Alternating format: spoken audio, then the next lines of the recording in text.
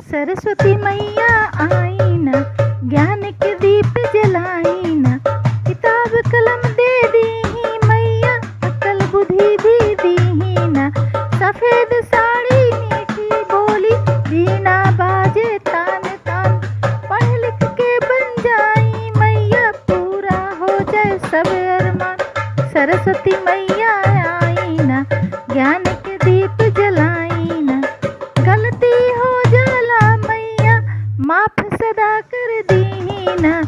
अच्छा बच्चा बनाई मैया, सच्चा राह दिखाई ना।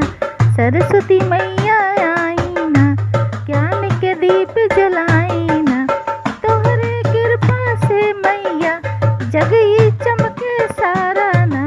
तोहरे कृपा से मैया जग ही चमके सारा ना। सरस्वती मैया आई ना, ज्ञान के दीप जलाई